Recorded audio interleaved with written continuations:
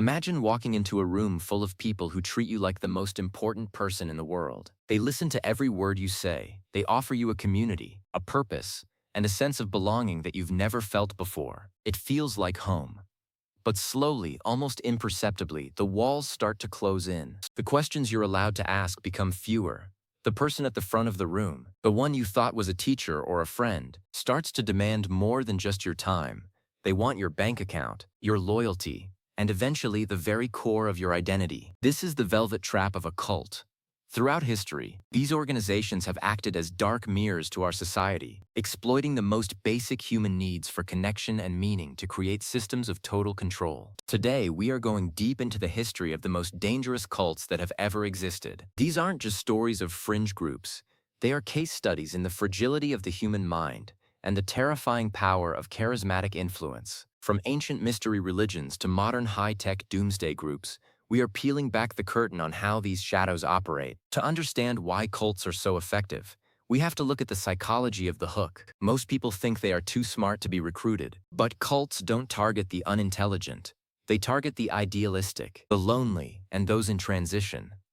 We begin our journey in 19th century India with a group known as the Thuggee. While often mythologized in adventure movies, the reality was far more organized and persistent. Operating for centuries, the Thuggee were a secret fraternity that believed they were performing a divine duty for the goddess Kali. They didn't view themselves as criminals. They saw themselves as instruments of a cosmic balance. They would join groups of travelers, befriending them for days or even weeks, gaining their absolute trust before acting in unison during the night. Their level of secrecy was so profound that they existed as a hidden society within society for generations. It took a massive, coordinated effort by the colonial government in the 1830s to finally unravel their network. The Thuggee represent the ultimate example of how a distorted belief system can turn a community into a stealthy, multi-generational force that operates entirely outside the boundaries of conventional morality. Moving forward in time, we encounter a group that showed how a cult can blend with political and social movements to become a national force. The Taiping Rebellion in mid-19th century China was led by Hong Shouchuan,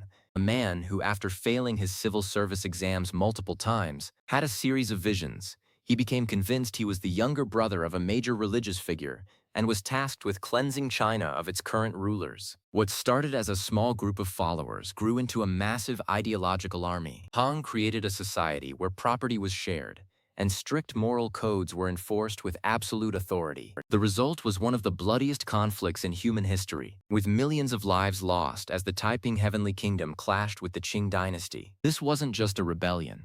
It was a cult that scaled up to the size of a nation, proving that when a charismatic leader taps into the desperation of the masses, the scale of the resulting upheaval can change the map of the world forever. In the 20th century, the nature of cults shifted toward the individual psychology of the leader. And perhaps no name is more synonymous with this than Jim Jones and the People's Temple. Jones started in Indianapolis as a champion of civil rights and social justice. He built a racially integrated church at a time when that was revolutionary. He was charismatic, he provided for the poor, and he created a genuine sense of equality. But as his power grew, so did his paranoia. He moved his followers to California and eventually to a remote settlement in Guyana called Jonestown. There, the dream turned into a nightmare of total isolation and psychological warfare. Jones conducted midnight rehearsals of loyalty tests, convincing his followers that the outside world was out to destroy them. When a United States congressman visited to investigate reports of balance issues, the situation reached its breaking point. The end of Jonestown remains one of the most significant non-natural losses of life in American history, a haunting reminder that a cult often begins as a utopian promise and ends as a total erasure of the self. The era of the 1960s and 70s was a breeding ground for these groups, as traditional social structures began to fray. The Manson family is often cited as the dark end of the hippie era. Charles Manson didn't have a massive following, only a few dozen people, but his influence over them was absolute. He used a mix of philosophy, music, and hallucinogenics to weave a narrative of an impending global conflict he called Helter Skelter. Manson didn't tell his followers to be criminals. He told them they were the chosen survivors of a new world order. His ability to command young people from stable backgrounds to commit heinous acts remains a chilling case study in thought reform. It showed that you don't need a cathedral or a compound to be a dangerous cult. You just need a leader who knows how to exploit the vulnerabilities of an aimless generation. As we moved into the 1980s, cults began to adopt a more corporate and technological veneer. The Rajneeshis, led by Bhagwan Sri Rajneesh, created an entire city in the Oregon desert called Rajneeshpuram. They had their own police force, their own fleet of airplanes, and thousands of red-robed followers. While the group presented an image of peace and meditation, the internal leadership was increasingly preoccupied with power and control. They attempted to influence local elections by bussing in thousands of homeless people and, in a desperate bid to keep more of their own voters in power, they orchestrated the first and largest biological attack on United States soil, contaminating salad bars in a nearby town with bacteria. The Rajneeshis proved that a cult doesn't have to be poor or hidden to be dangerous. With enough money and a sophisticated organizational structure, they can challenge the local government and pose a significant threat to public safety. In the 1990s, the focus shifted toward doomsday scenarios involving technology and outer space. Heaven's Gate, led by Marshall Applewhite and Bonnie Nettles, was a group that combined elements of science fiction with religious asceticism. They believed that their physical bodies were mere vehicles, and that a spacecraft trailing a famous comet was coming to take them to a higher level of existence. The members were often highly educated computer programmers and professionals. They lived in a sterile, highly disciplined environment where even the smallest independent thought was discouraged. The group came to a tragic end in 1997 when they decided it was time to leave their vehicles behind. Heaven's Gate is unique because it showed that intelligence is no shield against cult recruitment. The desire for a higher purpose can lead even the most rational-seeming people down an impossible path. At the same time in Japan, a different kind of tech-savvy cult was emerging. Aum Shinrikyo, led by the half-blind Shoko Asahara. This group recruited elite scientists, engineers, and doctors from Japan's top universities. They built a massive financial empire and began manufacturing chemical and biological agents in secret laboratories. Asahara's ideology was a chaotic mix of various traditions and doomsday prophecies. In 1995, the group carried out a coordinated sarin gas attack on the Tokyo subway system during rush hour. It was a wake-up call for the world. A cult with enough technical expertise and a nihilistic leader could potentially cause a mass casualty event using weapons of mass destruction. Aum Shinrikyo was a modern nightmare, a group that used the tools of the 21st century to pursue an ancient, destructive vision. One of the most persistent and controversial groups is Scientology. Founded by science fiction writer L. Ron Hubbard in the 1950s, it has grown into a global organization with vast real estate holdings and celebrity members. While it classifies itself as a religion, many former members and critics describe it as a high-control group that uses auditing, a form of intense questioning and biofeedback to gather personal secrets that can later be used to prevent members from leaving. The organization's Sea Org consists of its most dedicated members who sign billion-year contracts, working for nominal pay in a highly disciplined environment. The group has been involved in numerous legal battles and has a reputation for aggressively pursuing its critics, a tactic Hubbard called fair game.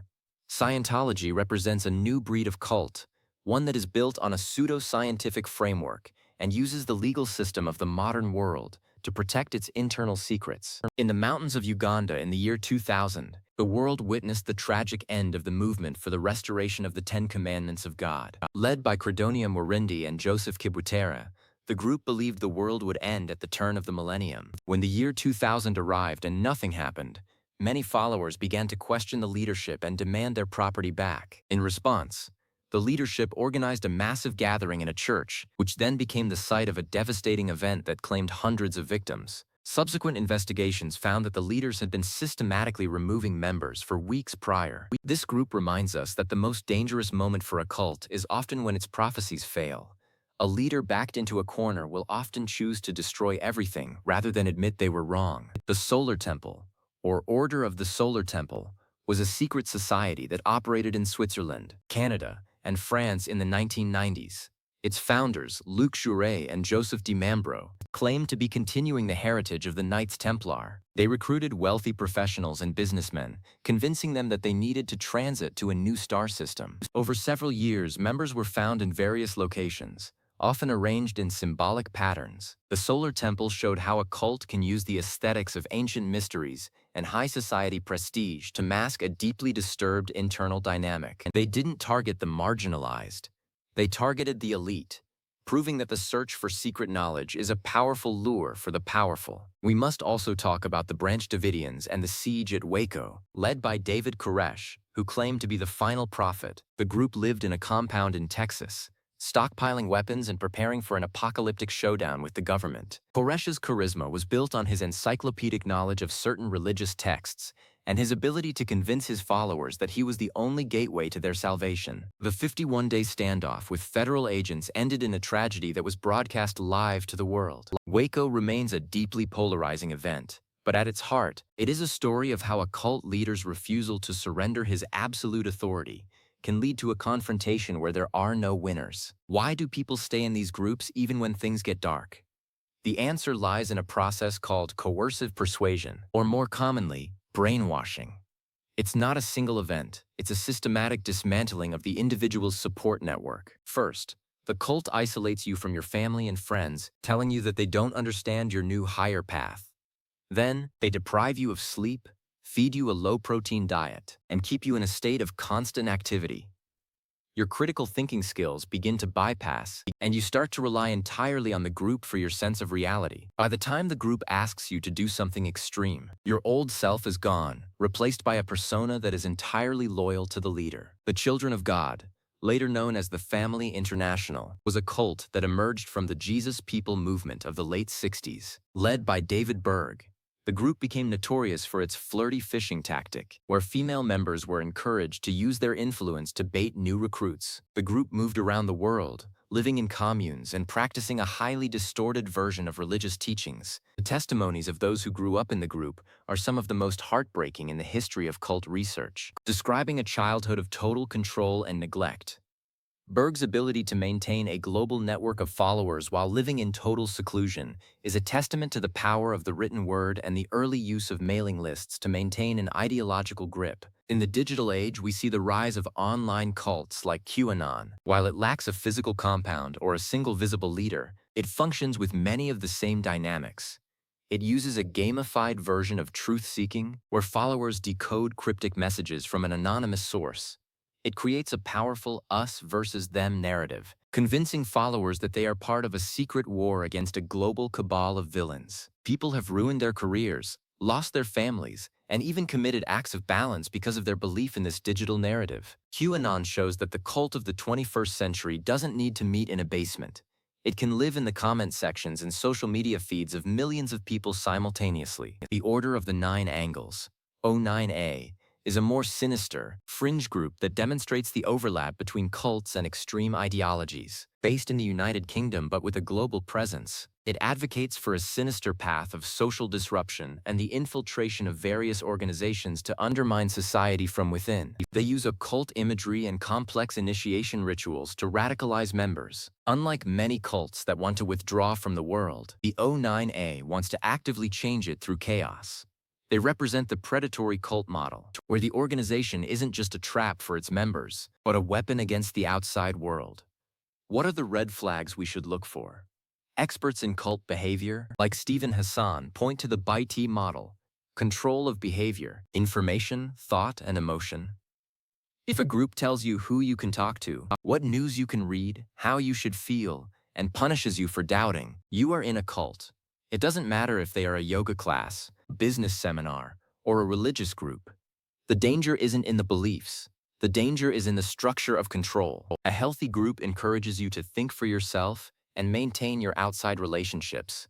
A cult wants to be your only source of truth. The history of cults also shows us the incredible resilience of the human spirit. For every person who remained in a cult until the end, there are dozens who managed to escape and rebuild their lives. The stories of exit counselors and former members who dedicate their lives to exposing these groups are the heroes of this narrative. They remind us that the mind can be reclaimed.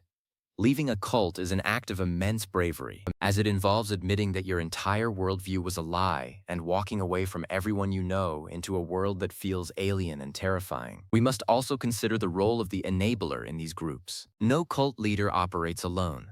They have a circle of lieutenants who handle the finances, the security, and the enforcement of the rules. These people are often just as trapped as the rank-and-file members, but they have a vested interest in maintaining the system because they enjoy a small taste of the leader's power. In many ways, the lieutenants are the ones who make the cult truly dangerous, as they provide the logistical support needed for the leader's fantasies to become reality. The NXIVM, pronounced NEXIM cult, which was exposed in recent years, is a perfect example of a modern, multi-level marketing scheme that turned into a secret society. Keith Raniere, the leader, presented himself as one of the smartest men in the world. He recruited high-profile actresses and wealthy heirs into his self-help workshops. Behind the scenes, he created a secret sorority where women were branded with his initials and forced into a master-slave dynamic. NXVM proved that even in the age of the internet and heightened awareness, a charismatic manipulator can still hide in plain sight by using the language of empowerment and personal growth to mask a system of exploitation. One aspect of cult history that is often overlooked is the ancient cults. Groups like the Bacchanalia in ancient Rome were so feared by the authorities that they were officially suppressed by the Senate. These groups often operated at night, in secret locations, and involved rituals that were seen as a threat to the traditional social order. So while we don't have the same level of psychological data on these ancient groups, they show that the fear of the secret society and the destructive group has been a part of the human experience for thousands of years. The tension between the established order and the secret, underground cell is a permanent feature of civilization. As we look across all these stories, from the Thuggee to NXEVM, a common thread emerges: the weaponization of hope. People don't join cults because they want to be controlled. They join because they want to save the world, find enlightenment, or be part of something bigger than themselves. Cult leaders are essentially parasites on human idealism. They take the best parts of us, our capacity for love, sacrifice, and devotion, and twist them into something that serves only their own ego. This is why studying cults is so important. It's not just about morbid curiosity. It's about understanding the mechanics of persuasion. We live in a world that is increasingly polarized, where social media algorithms create echo chambers that function very much like digital compounds. By recognizing the tactics of isolation, fear-mongering, and the us versus them mentality, we can inoculate ourselves against the influence of modern manipulators. The best defense against a cult is a strong, diverse support network and a healthy sense of skepticism toward anyone who claims to have all the answers. The end of a cult is rarely peaceful. Whether it's a government raid, an internal collapse, or a mass tragic event, the dissolution of these groups often leaves a trail of debris. Former members often suffer from post-traumatic stress, floating, dissociative episodes, and a deep sense of shame. The recovery process can take years, but the fact that people do recover is a testament to the strength of the human mind. The self that the cult tried to erase is often still there, waiting to be rediscovered. In the end, the most dangerous cults in history serve as cautionary tales. They remind us that the line between a passionate community and a destructive cult can be thin. Power without accountability is a recipe for disaster. Whether it's a leader claiming to be a god, a prophet, or a genius, the moment they stop allowing themselves to be questioned is the moment they become dangerous. We must value the truth more than the comfort of belonging. The stories of these groups are dark, but they are also deeply human. They are stories of people looking for meaning in a confusing world. As long as there is loneliness, as long as there is a search for purpose, and as long as there are people who want to dominate others, cults will exist. They will change their language. They will swap their robes for suits or hoodies, and they will move from compounds to the cloud, but their heart will remain the same. Stay vigilant, stay curious, and most importantly, stay connected to the people who truly care about you. The shadows are long, but the light of critical thinking and genuine human connection is stronger. The history of cults is a dark chapter in the human book, but it's one we must read if we want to write a better future. The world is a complex place, but you don't need a secret master to explain it to you. You are enough, just as you are. Thank you for joining us on this exploration of the darker side of human history and psychology. By looking into these groups, we've seen the extremes of human behavior, both the capacity for manipulation and the capacity for survival. History is a vast and often scary place, but it's the only map we have. Until next time, keep exploring the mysteries of our world And always keep your mind open, but not so open that your common sense falls out. The past is a lesson, the present is a gift, and the future is something we build together, one independent thought at a time. Stay curious and stay aware of the world around you. There is so much to learn, so much to understand, and the journey has only just begun. Together, we can find the truth amidst the shadows.